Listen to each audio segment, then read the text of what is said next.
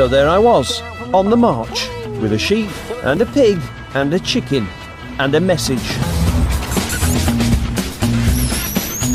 And all I could think about was, how did it come to this? I was supposed to be making a programme about disgusting meat. I don't like that. But let me tell you, it was a journey involving, amongst other things, a load of chicken skin. Oh, jeez. A rather peeved Chef Ramsay. These Australian lamb shanks that you said were shit in a bag, they're on sale at Booker. They're on sale at Booker at the moment, and as you're the face of Booker... A fish. It worked! They couldn't keep away from the blood. Look at this!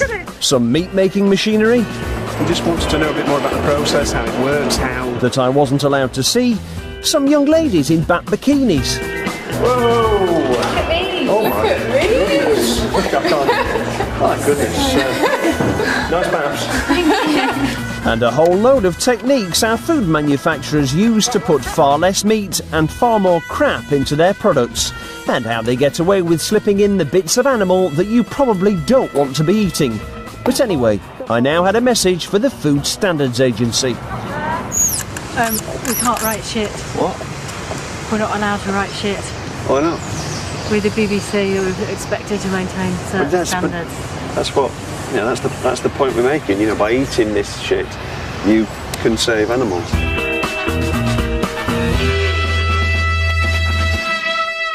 Last year, as the BBC's resident connoisseur of crap, I made a programme about Britain's really disgusting food and created my own pie brand, Mr. Riley's. It's Mr. Riley's Pies! There's always a big surprise in Mr. Riley's Pies.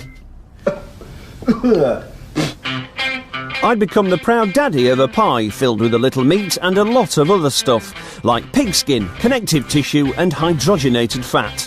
Disgusting, yes, but it tasted okay, and it was very, very cheap. It also whetted my appetite to dig a bit deeper into the food business. Microwavable mixed grill. And where better to start than meat. Look at that. I wanted to find out how low manufacturers were prepared to go without breaking the law. I decided to begin with Britain's favourite fast food, the beef burger. What I was looking for was the secret of how to make a burger as cheaply as possible, which probably meant using as little beef as possible. Well, 4 beef quarter pounders for £1. 73% beef, 10% onion. The supermarkets appeared to have become super worthy by putting loads of beef in their burgers. So I turned to the cash and carries, suppliers of the burgers you might find in your local burger van, chip shop or cafe, where you'll never get to see a list of ingredients. And it was in Bestway's cash and carry that I struck gold. Butler's Burgers.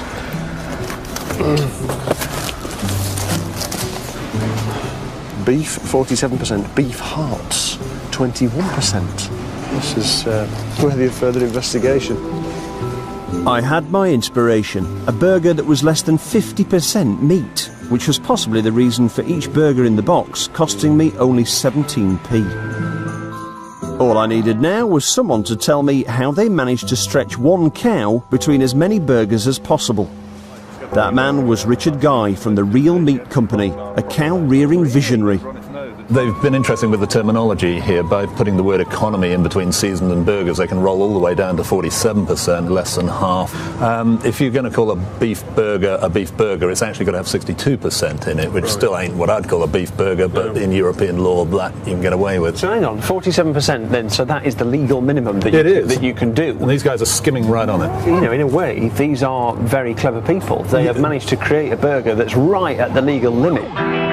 So if you've been making your beef burgers to the letter of the law and using 62% beef, stop right there, because the FSA, our Food Standards Agency, have decreed that by just inserting the magic word economy, you can drop the beef percentage right down to 47%. Of course, that leaves you having to make over half your burger out of other things. What's interesting to me is the fact that the second largest ingredient is beef heart, 21%. Why would they go to all the trouble of getting the beef content down to 47% and then go and put 21% beef heart in there? Well, because they're cheap chips, really. I mean, you're then down to something that's almost a waste product. I mean, beef hearts aren't widely sold. I don't think you'd see one in a supermarket. So, you know, they're almost dumped onto the open market. Nothing wrong with eating beef hearts, but would you go home and say, let's make some beef burgers? I know, I must go and get a beef heart. You know, it's not what you do. Well, if your name was Mr. Riley, that's exactly what you'd do.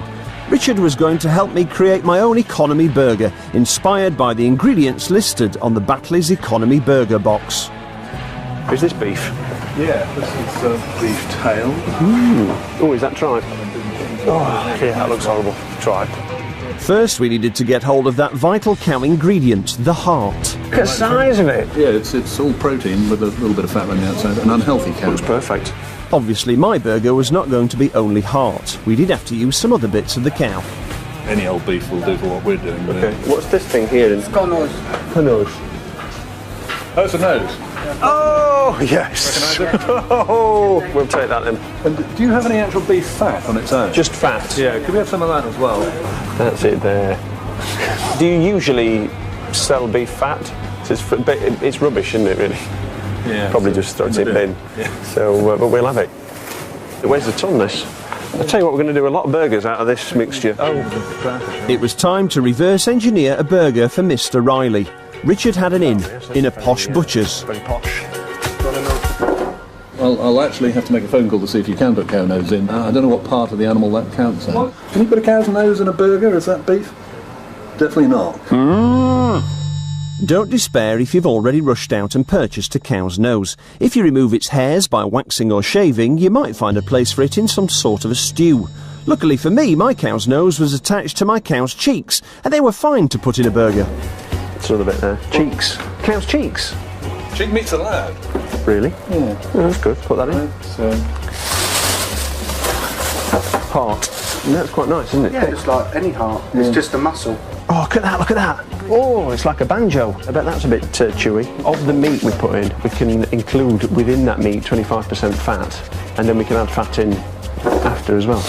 That's lovely, lovely white, thick, saturated fat. Now, seeing as this is a programme about meat, well, meat and fat and heart and things, I won't bore you with the rest. Suffice it to say that we also had to add a load of rusk to bulk it out, and a fair sprinkling of chemicals to make it stick together and last a long time. Yet another one to delay the rancidity of the fat. Mince! Yeah, look at the fat.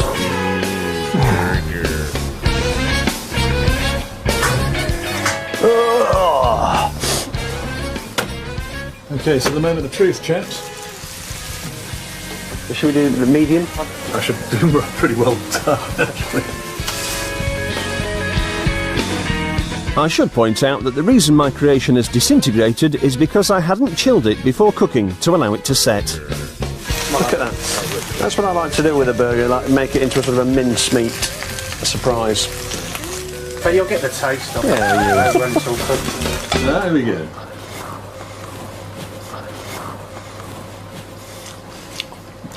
Horrible. It's gooey, isn't it? Horrible.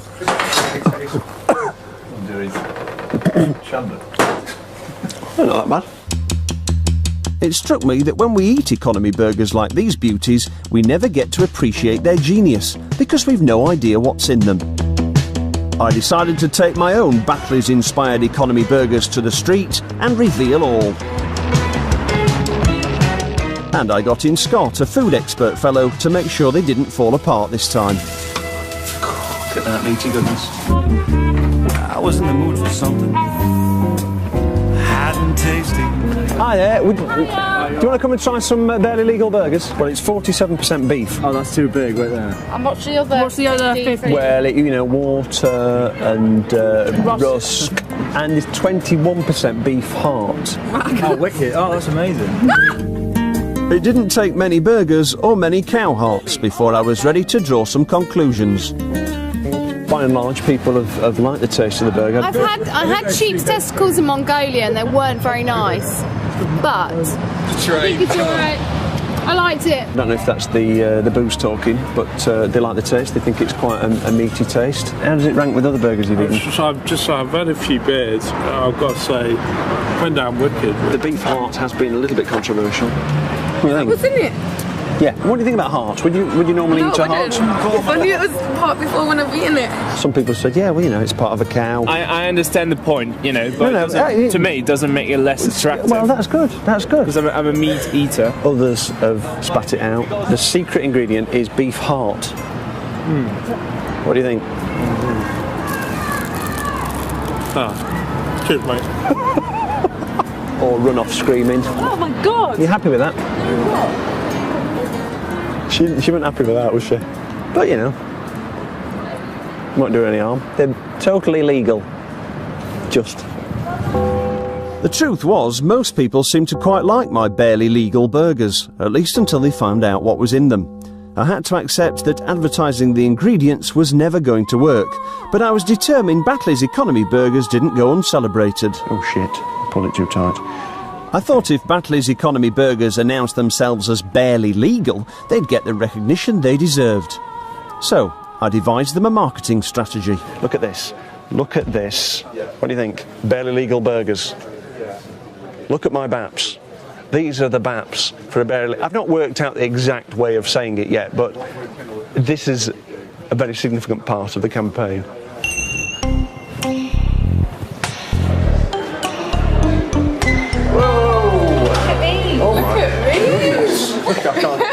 Oh my goodness. Nice BAPs.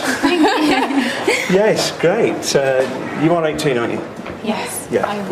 Over 18. Over 18, good. Yeah, because... I've just lost my thread. What I was going to say, looking good. Shall we crack on to the burger place? Right, let's go. Great, come on then. What we're doing is we're going to this big cash and carry company that sell these burgers, and we're coming up with a new advertising campaign because they are on the legal limit of how much beef you can put in. Yeah. We're saying, you know, shout about it, make it into an asset. Don't hide it. Let's say these are barely legal burgers. That way they seem more edgy, they seem more exciting. It's sort of like, yeah, ooh, it's a bit naughty, isn't it? It's a bit naughty. And when we get there, part of the advertising is a song. So let me teach it to you. Batley's economy burgers are barely illegal. Batley's economy burgers are a barely legal treat. They're a cheeky mealtime treat, a cheeky mealtime treat. If you're not that keen on beef and want an organ between your teeth. They're a cheeky mealtime, but it is an organ. It's the heart which is an organ. Yes. I can't believe that. Yeah, 21% beef heart. Would you eat a burger like that? No. We'd arrived at Bestway, not only the place where you can buy the Batley's economy burger, but the actual company which owns Batley's itself. The lawyers wish me to point out once more that these economy burgers are legal and do comply with food standards regulations. Me, I thought barely legal had that covered, but anyway, I've said it now. Who would like a free lunch? Batley's economy burgers, a tasty mealtime treat. Batley's barely legal burgers, edgy, dangerous, different. In fact, we've got a song. Batley's economy burgers are barely legal. Batley's economy's burgers are a very legal treat. A cheeky lunchtime treat, a cheeky mealtime treat. If you're not that keen on beef or what Batley's are up your street. It's work in progress. It's going well. Bestway, come and speak to me. I have the answer to your burger promotional needs. The Batley's economy beef burger is barely legal. We take our hats off to you, but why not shout it from the rooftops? Batley's barely legal burgers. Sounds a little bit naughty, doesn't it? And the young people up and down the land, they're rebellious, they want to look like they're a bit cool. Hey, you, what are you eating that burger for? It's 100% beef, that's rubbish. Get one of these. It's barely legal because I'm a bit of a nutter. I mean, you could rewrite the song. You could do one a bit more. When I get a burger, I want it to be barely legal. See where I'm going with that? Yeah. Hello. Hi there. Alex Riley from the BBC.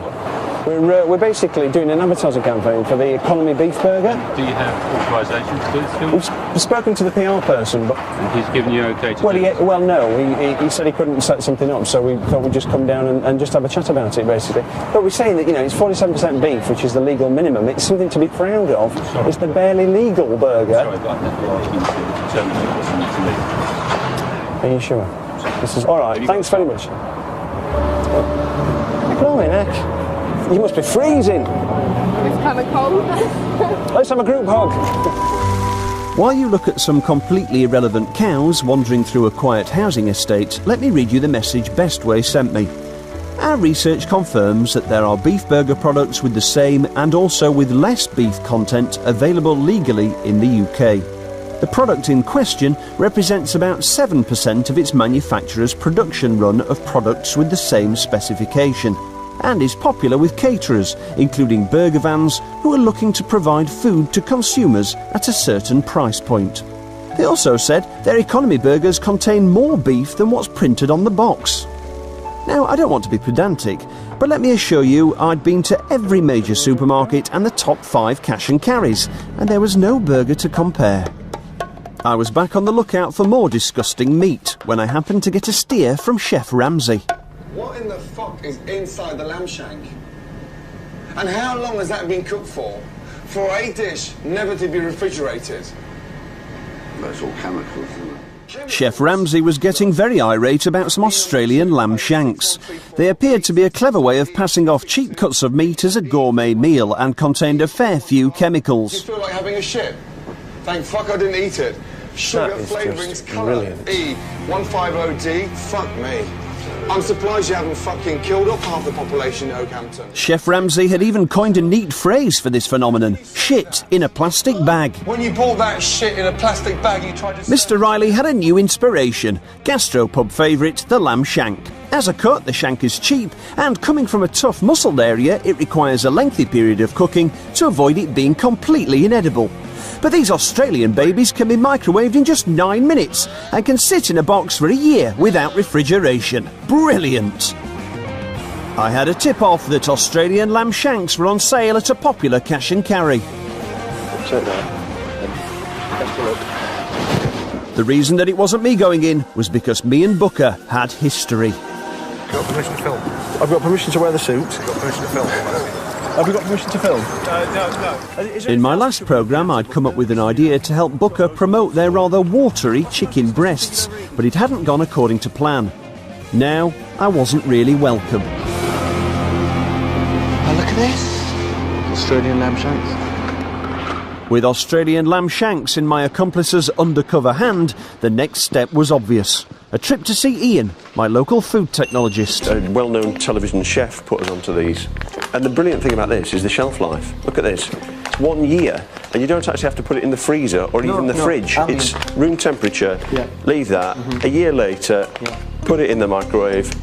Bob's your uncle. It's the wonders of technology. They cook it till it's more or less sterile, add the necessary preservatives, and any flavour that may have been lost in the processing, you are allowed to put back in.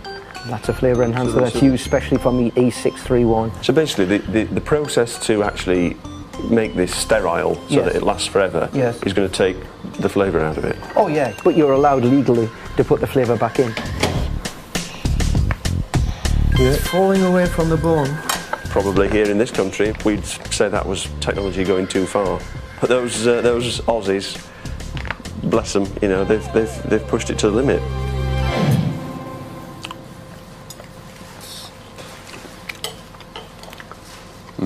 It tastes very good. It seemed perfectly right for Chef Ramsay to take against the Australian lamb shank, but then I remembered something about the place it was being sold. I've opened the catalogue for Booker and who should be in the front but celebrity chef Mr. Gordon Ramsay.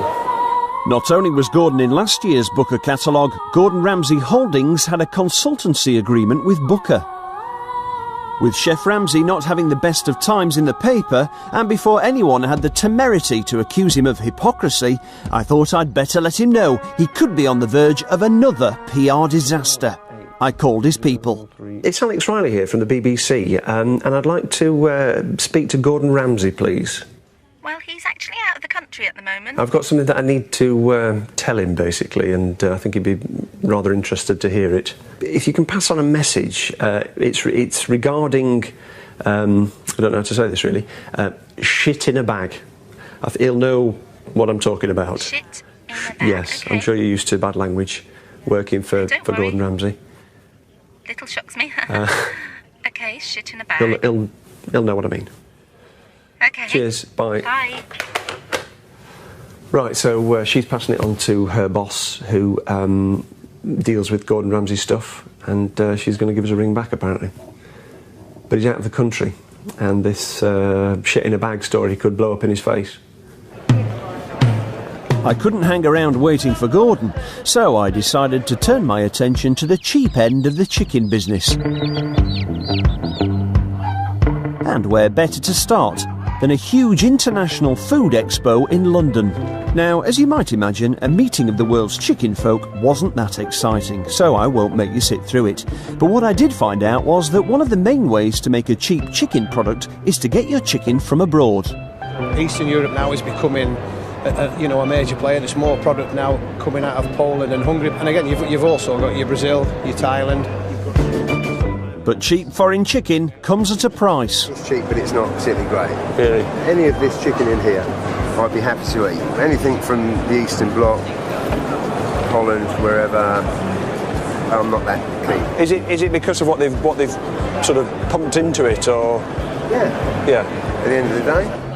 But for cheap food manufacturers, this chicken is perfect, and a kind of miracle when you know what it's been through.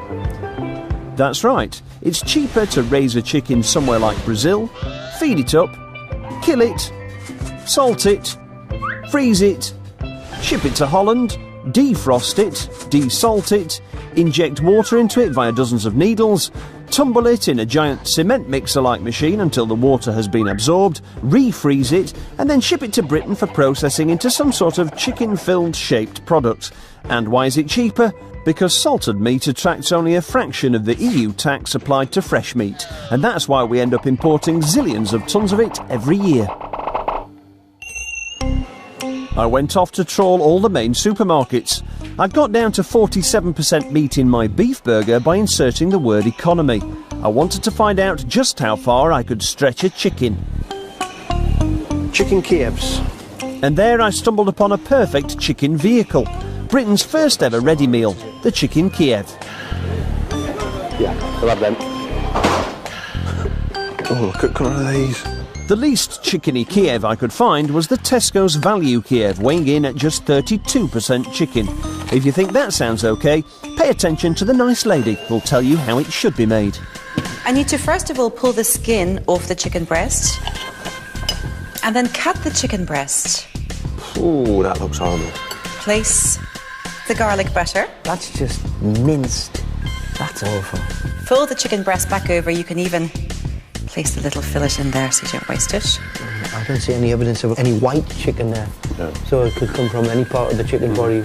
Place the breaded chicken into the hot pan. It just has none of the characteristics of chicken as we know it. I want to show you what it looks like. Yeah. So there is the gorgeous chicken Kiev. No, I'm not going to eat that, that's all. No. I'm sure it's not going to harm you in the slightest, except that it does nothing for me from an organoleptic point of view, shall we say. Come again? From a sensorial point of view. I'd learned two things, a new word and that I should go and talk to Tesco. Tesco didn't want to talk to me, but they sent me an email.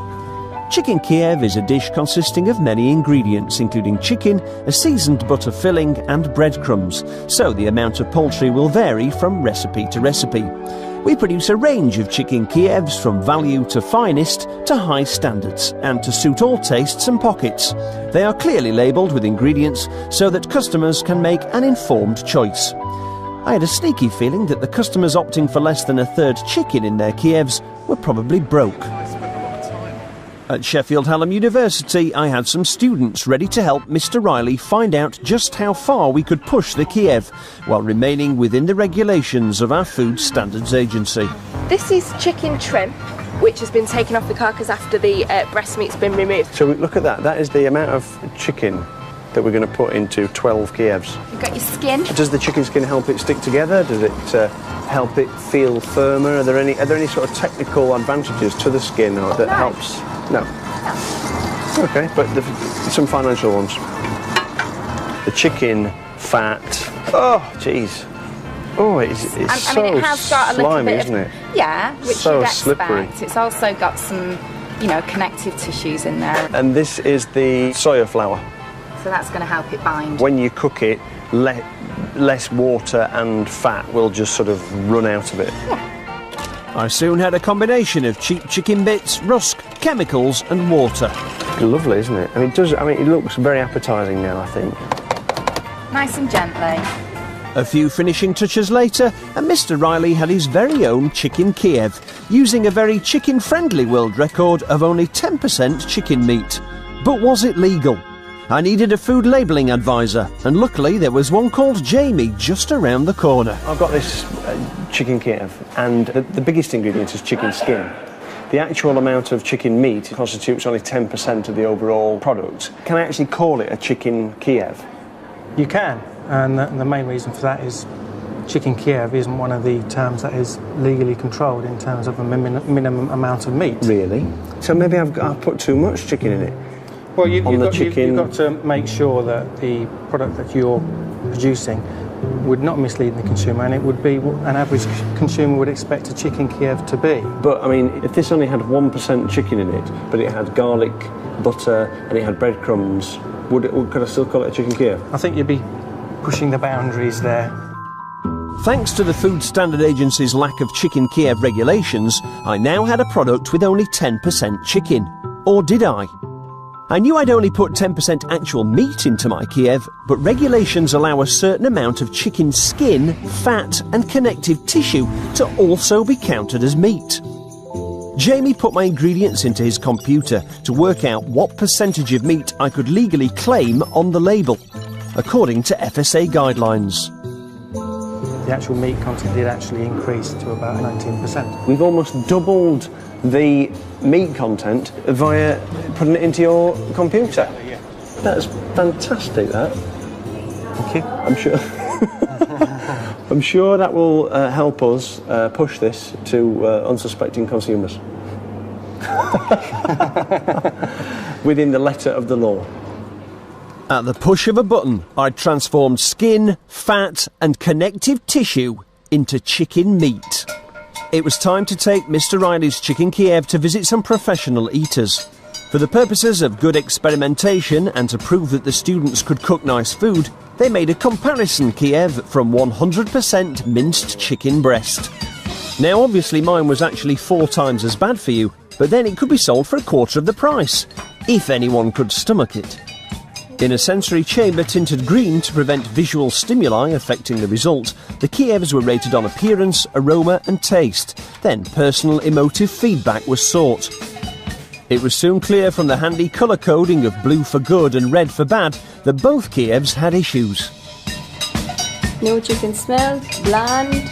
And that even trained palates don't agree on everything. No garlic. Too much garlic. Bring on the acceptability graphic. Texture. Aroma. Flavour. Appearance. I won that one. Overall. And guess what? You all 10 of you prefer the premium product. So, well done. But before you sell your shares in Mr. Riley, let's remove the premium product from our graphic. On balance, when we look at the actual scores, it's not like it's unacceptable. No. It's slightly acceptable. So it sort of can pass. Yeah. Mr. Riley had come up with a slightly acceptable but completely legal chicken Kiev with 19%, well, really 10% chicken. But before I could get my Kiev to market, something came up. Chef Ramsay was back in town, and this was my chance to warn him that Booker, a company he promoted, was selling the very lamb shanks that he'd called shit in a bag. They were just round the corner, behind Waterstones on Piccadilly, where Gordon is supposed to be doing a book signing. I've got my Australian lamb shanks here, and I'm hoping to be able to get to him and warn him that Booker are selling these lamb shanks. You know, we're just trying to help. Hopefully they'll take what I've got to say in good parts, and I know he swears a lot, but I don't think he's necessarily a violent man. I bloody hope not. So I'm just going to say what I've got to say and hope that he can save himself from more embarrassment.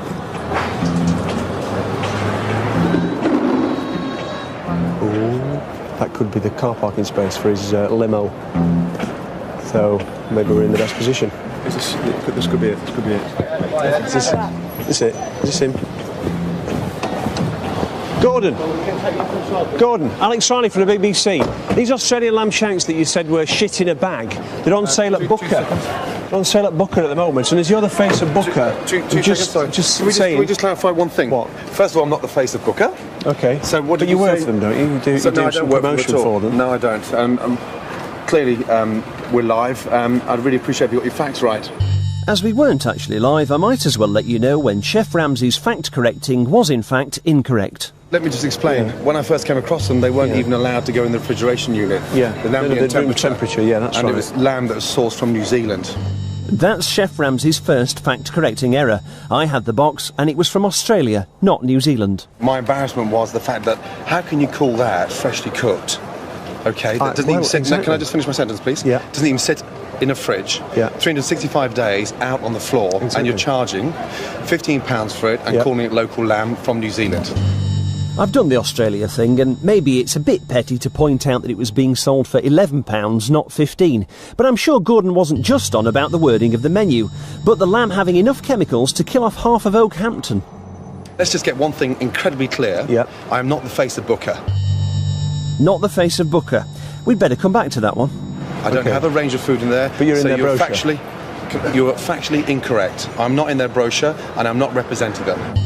Yeah, I'd better come back to that one. But they are selling it. Just so you know. I mean, you probably weren't aware of that. That's all I'm saying. I'm totally aware of the fact they are selling it. Oh, really? But Okay. that's got nothing to do with me whatsoever. Okay, but that's fine. Well, that's good. That's great. Well, just so you know. Not in the brochure. At least that should be easy to check. I went to find out. The brochure at the time was for spring 2009. I've just got the Booker catalogue here, and I'm just going to check. Oh, hello. Inside cover. Plain Speaking with Gordon Ramsay. Oh, page 61. Saving money in a tough climate. Gordon Ramsay takes us through some of his top money-saving advice. Well, you know, certainly looks like Gordon Ramsay to me. Catering recipes by Gordon Ramsay. There's one there, smoked salmon and horseradish cream tartlets.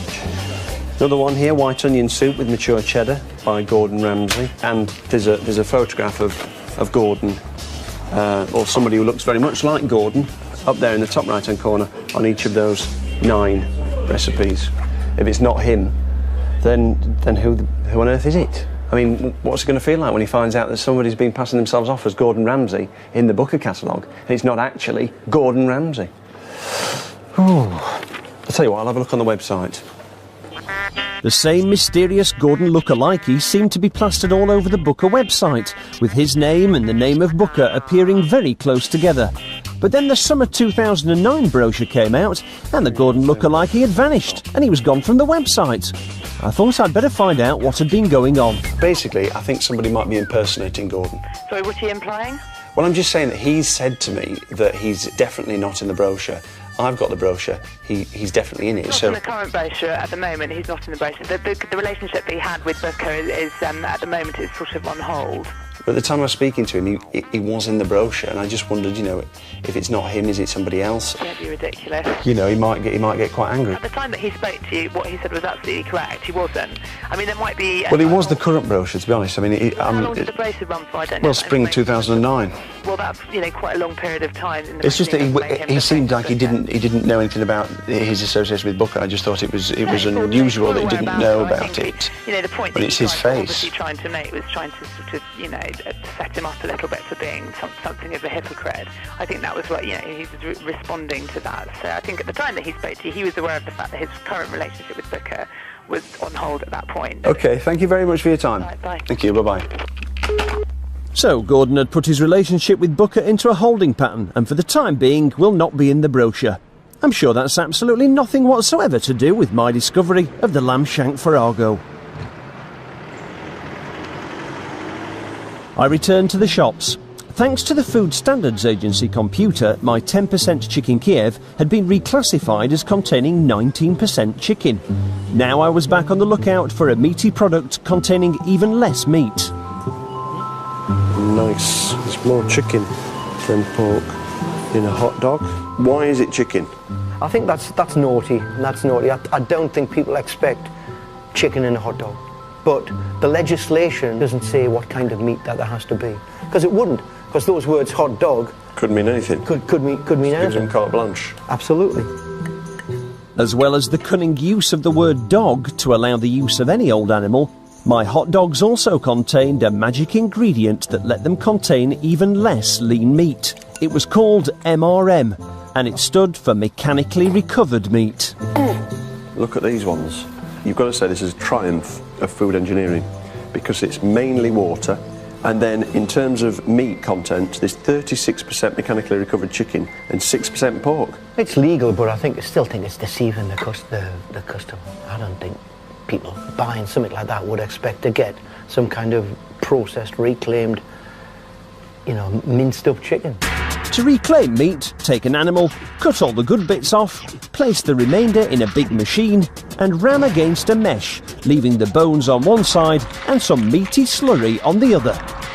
A few years ago, it was decided that this process so drastically altered the cellular structure of the animal that what came out was no longer allowed to be called meat. It had to be called mechanically recovered meat, MRM.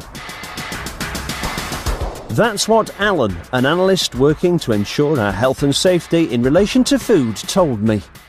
It's the traces of meat that can't be easily butchered off. Plus you've got quite a bit of sinew and gristle and rind and things in there as well, which when it's subjected to the pressure in the machines, it actually flows away as a slurry. So it's just sort of jelly bits and dangly bits and sort of like pink... Well, I see where you're coming from, yes. I honestly believe the public have no idea what goes into a lot of their food, and I think if they knew exactly what MRM was and what sort of product it was going into, I think they would have a little bit of concern there and be much more conscientious about reading labels. It's like your hot dogs here. These hot dogs are mechanically recovered chicken, water, pork fat, pork collagen.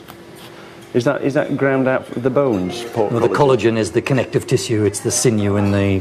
Right. So basically that is just MRM with fat. And some connective tissue, some which connective is the... tissue. Give it a bit of bite. A bit of bite, yes. There's no meat in that at all. There's no meat in this at all. Hot dogs in brine. Totally meat-free. Vegetarians, come on. Meet me halfway. It was the holy grail. Hot dogs obviously weren't dog, they were chicken, and I had found some that weren't 50%, they weren't 40, they weren't 30, they weren't 20, they weren't 10. They were a meat product with precisely 0% meat. Set off the graphical fireworks. If Mr. Riley was going to enter the world of MRM, I wanted to see it being produced. And let me assure you, I didn't just simply sit down in front of YouTube. I'd got into contact with meat processing people all over Europe. Miso mechaniczne odżykiwanie. But no luck. Even the PR man for one of the companies that makes meat recovery machines wasn't keen on me seeing his machine in action. What is in it for us, so to speak? It is something that we eat on a regular basis. Well, okay, maybe if you're eating hot dogs. I can't remember ever eating a hot dog. I wouldn't touch it. Why wouldn't you have a hot dog? Why wouldn't you have a hot dog? Because I don't like what goes in there. Why don't people want us to film it being produced? I don't know if you've ever been in an abattoir. No. It's the most horrible sight you can ever imagine. It's awful. You know, mechanically recovered meat, I mean, it's not going to be as graphically horrible as an abattoir. I think it is, effectively. How could it look good to take bones and put it in a press and squeeze the meat off it? It just doesn't doesn't look good. I travelled all the way to Cologne, where the makers of meat machinery were putting on a show.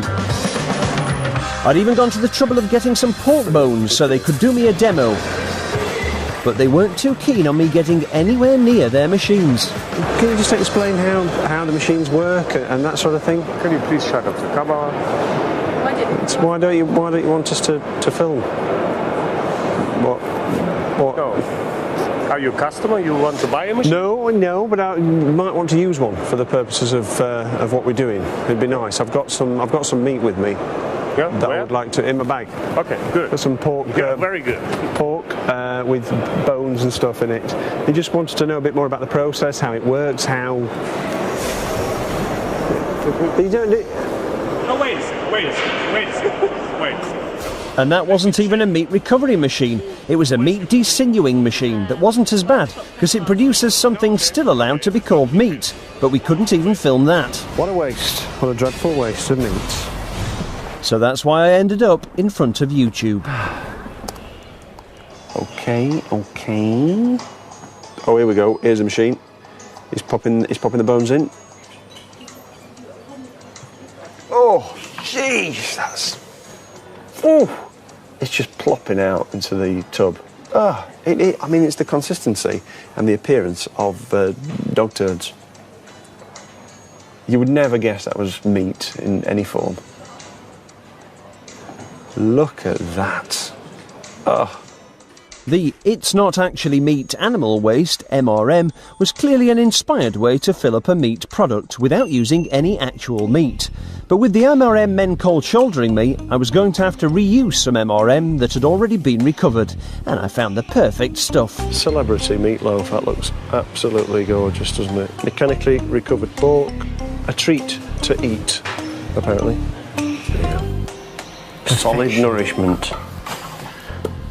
Oh, cubes of fat with a pink emulsion of meat products around it and a few bubbles. Do you find that acceptable to your palate? No. But with just a bit of work on the internet, I'd managed to find some celebrity meatloaf fans. I'm just off to meet them now to find out what it is they like about it, really. I'll be surprised. I think it tastes horrible. But, there's no accounting for taste. At this point, I should probably clear up any misconception that this pocket of fans is human. Of course not, they're fish. In internet chat rooms worldwide, celebrity meatloaf is fast becoming the buzzword in bait, although not apparently in Milton Keynes. The fishermen I stumbled upon were, in fact, celebrity meatloaf virgins. Are they biting? No. No. Well, what are you fishing on? Maggots on one rod, spam on the other rod. Now, I've been on a couple of websites. I found that celebrity meatloaf is quite popular with anglers. Would you like to dangle it in front of a few fish, see what they think? I'll try. Watch out, fish, because the celebrity meatloaf is coming to get you. By the power of television, we jump forward 2 hours. What do you think? What do you reckon to that? It's got an aftertaste. That isn't very good. But we're not saying it's food, are we? We're saying it's bait. Yes. By the way, we haven't actually caught anything on the celebrity meatloaf yet. No, we haven't. However, we've not caught anything on maggot or corn or anything. So it's as good as the others so far. I didn't like to admit it, but I'd been up a dead end. Cheers. See you later. Bye. And then, just as I was leaving, something truly amazing happened. Alex! Hello, come back. Look at how he's bending. Fair fish. There it is. You got it, mate. Whoa! Look at that! It worked! It's huge! It's massive! Look at this! Look at it, it's a giant fish! That is a beauty. It's beautiful! Wow! Proper thing. Oh my god, I've never seen a fish as big as that. You were having no luck on the maggots, the worms, or anything else. And the celebrity meatloaf has done it. Just support it. Don't try and squeeze it. Just balance it. If that's the thing back. Keep your fingers. Okay, yeah. The celebrity meatloaf comes through with the goods. A beautiful tench. Can you take it off me now? Because I'm worried it's going to start flipping. Oh, nice one. There she goes, look. Celebrity Meatloaf was clearly a remarkable product. At least fish seemed to think so. I was on my way to Denmark, where, due to rather more lax animal welfare regulations, pork is very cheap to produce, making it home to 40% of the pigs that end up in UK piggy products, including Celebrity Meatloaf. The makers of Celebrity Meatloaf had already let me in on some interesting information. The luncheon meat product that is not considered to be of high quality in some parts of Europe is considered a delicacy in Okinawa. A delicacy. Okinawans being fans of MRM was fairly momentous news, because the Okinawans are a special people. Okinawans are known for their longevity. Individuals live longer on this Japanese island than anywhere in the world. Now, I'm sure they weren't attempting to imply any link between MRM and longevity, but the whole Japan thing had given me inspiration as to how Mr. Riley and Tulip, the Celebrity Meatloaf manufacturers, could link up. My appointment was with Rune, the Celebrity Meatloaf publicity man, the man who I was sure could tell me everything I needed to know. So, what do you know about Celebrity Meatloaf? Tell me about the idea behind it, or the target market. What's the thought there? I'm afraid I can't tell you much about the target market for this product, actually, because it's a very old product. It was launched in 1960. And, really? This is not a brand that we do a lot to market. It's a low price, very low price brand. But as long as there is a demand for this product, yes, then we're selling it. So basically, these poor quality things are aimed at the poor. They're aimed at the people who choose to buy those products. I must admit, it would never be one of my own personal favorites, because that's the way I choose. But we are also. Have you tried it? Have you tasted it? Yeah, I have tasted it, and it's fine. It's safe to eat. And yes. It's safe. No, it's not poisonous. But it's stuff that would normally be, discarded. Then you're sort of making the most of the waste. No, I wouldn't call it waste. It's a way that you can use technology to get the meat that you couldn't get out before. It was time to make my proposal. I've got some ideas for Riley's to use Celebrity Meatloaf in products that would appeal both to people in the UK, the younger, trendier market, and let's face it, they're on a budget, and also over in Japan. I've actually taken the liberty of mocking up a presentation pack. What I'm thinking is Riley's Celebrity Meatloaf Sushi. This is a great way of relaunching Celebrity Meatloaf. Can I have a piece? Yes, please do. And it has been chilled and so on? It has. What do you think? That's okay. Just when I thought things were going really well, they suddenly weren't. It's not a new idea. Really? So it has been done for years? I can't believe it. It was time to face the truth. I thought Mr. Riley could be a player in the cheap meat market, but they had it all sewn up. No matter what rubbish I thought up, it was already on sale. And in this case, it even had its own bizarre advert. It looks exactly the same as our sushi. Yeah, it does. I was a bit disappointed. But what I couldn't stop thinking was, if Celebrity Meatloaf was so great and non-poisonous, why weren't the Danes selling it to themselves? But it's nice of the Danes to collect together all their leftover bits of pork and put them in tins and sell them to economically disadvantaged people in the UK. So, that's nice. For some reason, Britain appeared to be a welcoming home for less than meaty meat products from abroad. And maybe that reason is the Food Standards Agency. I wanted to talk to them, but they refused, saying they thought I was going to be too negative. And then it came to me, there was a positive side to all this. Yes, the lax regulations of the Food Standards Agency were bad news for human health, but it was great news for animals. The FSA didn't stand for the Food Standards Agency, it stood for the Federation for Saving Animals. I thought I should give them my support. We can't write shit. What? We're not allowed to write shit. Why not? We're the BBC, we're expected to maintain certain standards. That's what, that's the point we're making. By eating this shit, you can save animals. We've been told we're not allowed to say shit, I'm afraid. I soon had some supporters who were right behind me. and four-legged. Well, actually, one was two-legged, but you get the point. Hello, little animals. Hello. Well, thanks for coming along, you three. Can you pay attention, please? Look, I'm talking to you. Now, come on. Now, stop it. Now, I want you to behave yourselves. This is a very important mission we're on.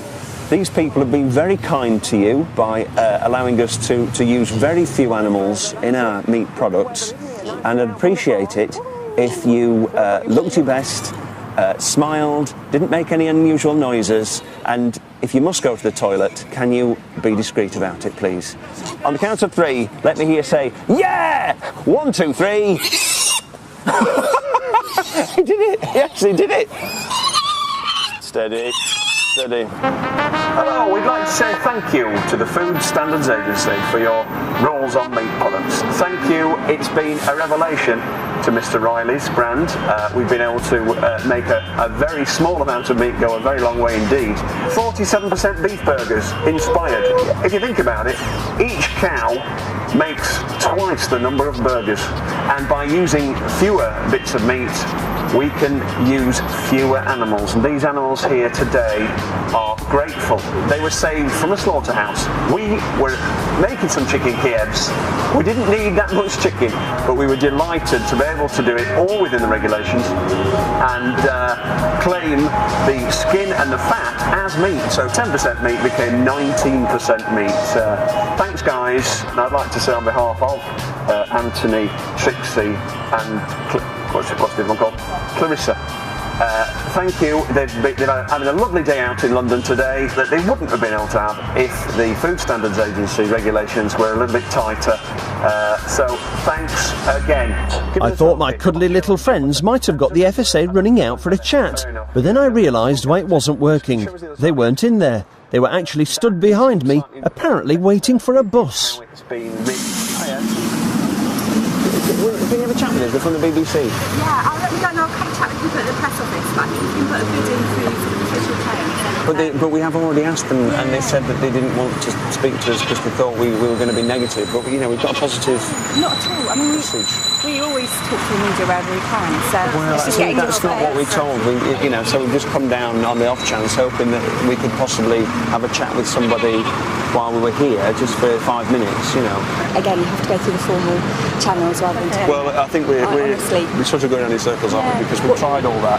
I can't win, can I? It's a catch-22. We're really trying to be helpful. Formal channels, I can't get in. We're really trying to be helpful. Honestly, if you come and speak to us. Well, could you be helpful and just take that in? Unfortunately, I can't accept anything on behalf of the FSA. I'll just show you. It's kind of like a mark to show that we could put on our products to say it was animal friendly because we'd reduce the amount of meat to the bare minimum and turn it into a positive. I'm afraid I'm not accepting that. Sorry, I've got to make a move. Anthony, come on. Goodbye, come on. Maybe FSA didn't stand for the Federation of Saving Animals. Maybe it didn't stand for anything at all. The poor had already, perhaps unintentionally, jumped on board my saving animals by eating shit bandwagon. It was time to see if anyone else was prepared to eat it. So we're here at the Henley Cordon Bleu Food Festival, which showcases good quality food. We're showing off the latest range of Mr. Riley's recipes, trying to get across our ethos of not wasting things. Hopefully that'll go down well with the punters.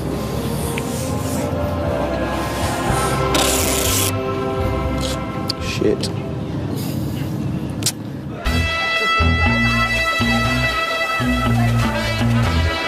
Try some pata negra for a change. Pata negra? Sí.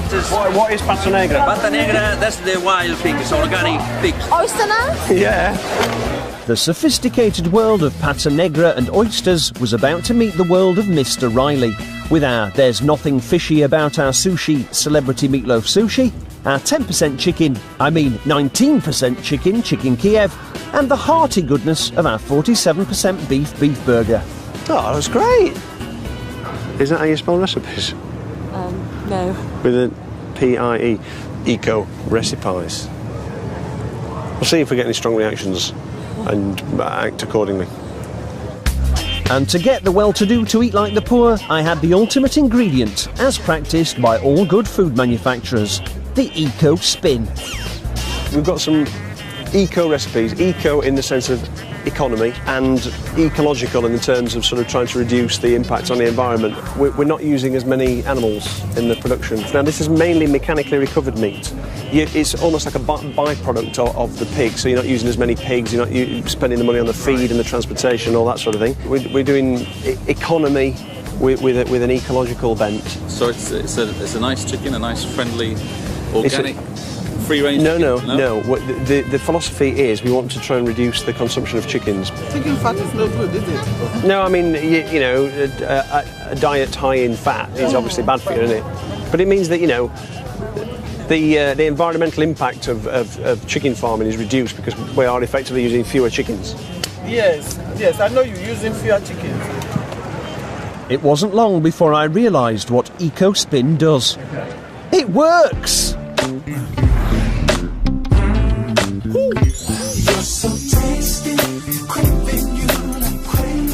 Very different to having it with fish. Do you like it? Do you like yes, it? Very pleasant.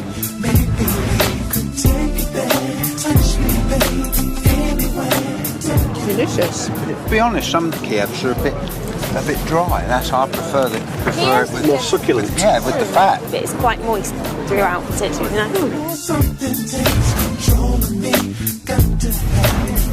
What are you thinking? What's the taste, the flavour? Come on. Great flavour. Yeah?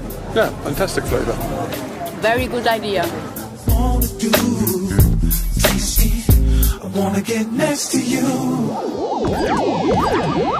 So I'd reached a conclusion. For years, the FSA had allowed manufacturers to fill whole ranges of food with very little meat and lots of fat, skin and other crap to sell to the financially challenged. But I now knew it was an inspired policy. It saved animals. It saved the planet. And ultimately, we're a nation that deep down quite likes the taste of complete rubbish. Well, it's safe to say I'm a veggie now. Britain's Really Disgusting Food is back next Monday at 9. Next up on BBC Three, there's another chance to see tonight's EastEnders.